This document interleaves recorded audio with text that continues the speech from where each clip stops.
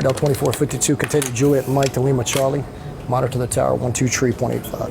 400 feet above Atlanta Hartsfield Airport, air traffic controllers oversee the skies of the world's busiest airport. Firing off commands to pilots. Delta 393 Atlanta ground runway 27 right taxi via Lima, hold short of taxiway Dixie. They juggle 2,600 landings and departures a day in all kinds of weather. You can go upstairs and you can look out of that window and you can see nothing at all and still have movement taking place on your airport. But air traffic controllers can't mess up. Not only are lives on the line, but this is the ultimate in domino effects. If something's going wrong in Atlanta, or if there are major delays, it disrupts air travel all throughout the country and parts of the world. Back in February, before COVID was named a pandemic, Raleigh took us up inside the tallest control tower in the country to see what it really takes to be an air traffic controller. This is Atlanta Hartsfield-Jackson International Airport, and these are its 5 runways. And here's the control tower. It takes a rotating staff of 58 traffic controllers to keep the airport running. Pre-pandemic, they directed 909,000 flights through takeoff and landing each year. These controllers are responsible for any planes inside Atlanta Hartsfield airspace, 5 miles out and 4,000 feet above the airport. Once a plane enters Atlanta's territory, air traffic controllers are in charge of communicating with pilots over radio. They direct pilots in the air through safe landings and pilots on the ground through takeoffs. The goal? Efficiency, efficiency, efficiency. What can you do to help us be more efficient? Well, the one thing that we're not going to do is make sure that you compromise safety in that equation. But the job isn't easy. There's a lot of dynamic decisions. If an aircraft is coming into land and they have to go around because of an unstable approach, the weather didn't cooperate, they couldn't get the runway in sight, you have to be ready to make a decision. To become a fully qualified controller, it can take up to 5 years of classroom, simulator, and on-the-job training. But if they make it, the average controller in Georgia makes $145,000 a year. A job in Atlanta's tower is one of the most coveted ATC positions in the U.S. Candidates go through a rigorous hiring process, which can take somewhere just under a year. We're getting closer to 6 to 9 months. Once they've been hired, incoming controllers start on the simulator. So any new controller that would come here, they would initially come here and do book work, and then follow it up with the book work. They would come in the simulator room. A new controller will do multiple pass-fail scenarios, but on the simulator, they'll have fewer planes to juggle than the real deal in the tower. Then they'll have an evaluation, and then if they pass that evaluation, they can head up to the towers. We have 2 controllers working there today. One of them is in training. There's never really a slow period to speak of. Though air traffic always picks up in the summer and days before and after holidays. But whether it's Christmas Eve or just another Tuesday, controllers have to stay focused. I don't know that we want people to be comfortable. We want people to be on edge. We want people to be at the top of their game.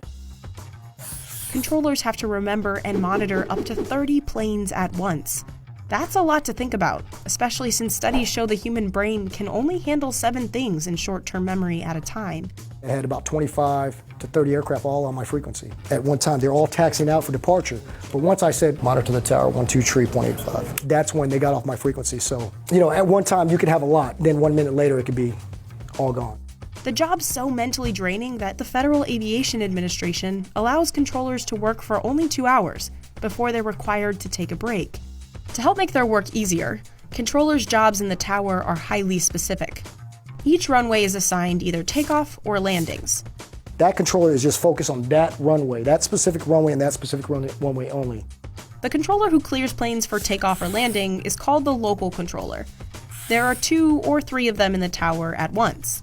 This gentleman's working what we call Local 5, and Local 5 is handling, at the moment, all the arrival aircraft coming in from the east. Then there's the ground controller. This guy focuses on directing traffic on the ground, telling planes which runway to taxi to.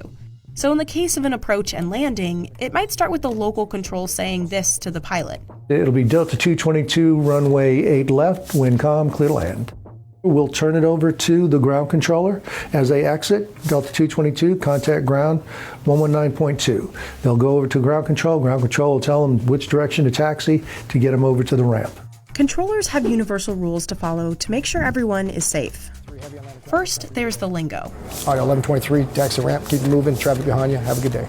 The international language for air traffic control is English. They also have special terminology, so no two words will get confused. Runway 27 right, follow southwest. The guys at Chicago O'Hare or PDK or Atlanta Tower say the same things for most of our control instructions.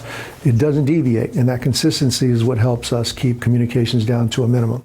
Minimal talking is important because every plane and every controller Delta 2452. share the same radio frequency. 353, follow 737 ahead. And they're all in the same telephone call, 15 airplanes here in Atlanta.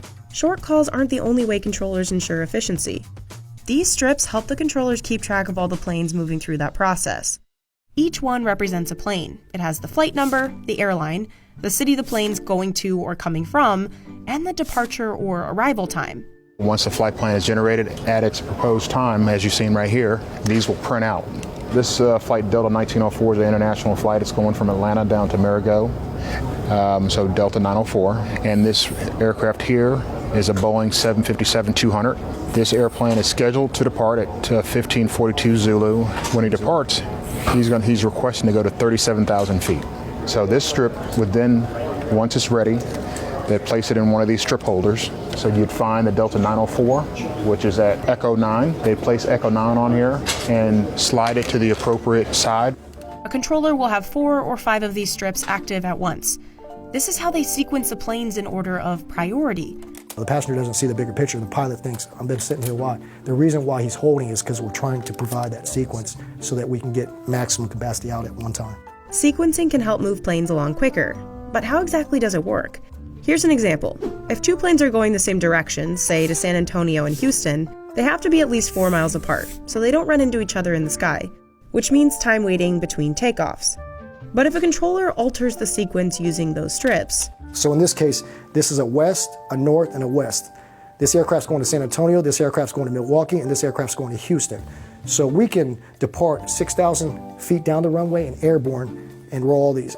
That Milwaukee flight can take off right behind the San Antonio flight, and now they've had 3 planes take off in the same amount of time. It makes a big difference for the ground controller to actually provide a good sequence because it's efficient and the aircraft will keep going at the fastest rate, and that's what we do, and that's our job. Efficiency means fewer delays. If there are major delays, it disrupts air travel all throughout the country and parts of the world.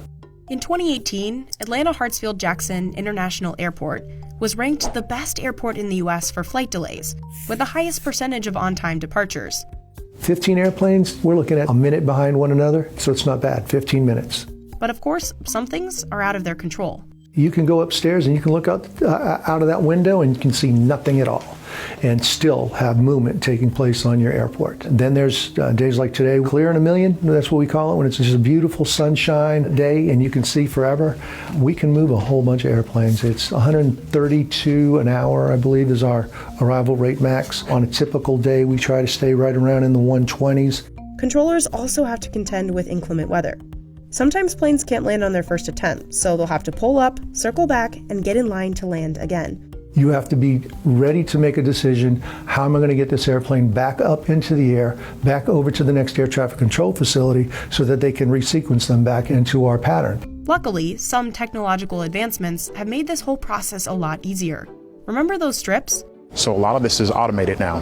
While controllers may still use the physical strips, they also show up on monitors and are automatically sent over to the next controller in the sequence. Also, technology means weather isn't as debilitating as it once was. There used to be a time when weather would shut your airport down. But now, being able to forecast and project when that weather's coming, we're not surprised like we used to be. We go in the cloud sometimes, and that's when our equipment is all we got. ASDX, radar, and GPS positioning help controllers track a plane. We're able to use that technology now to actually separate and identify where those airplanes are legitimately, so we can use the term clear for takeoff even though we can't see the physical runway any longer. But all that technology doesn't mean these controllers can be any less diligent. They have to be focused and undistracted nonstop. This is the busiest airport in the world. The number, the volume, I don't think many airports can handle what we do. That's the truth. RDL 2452, continue Juliet Mike to Lima Charlie. Monitor the tower, 123.85.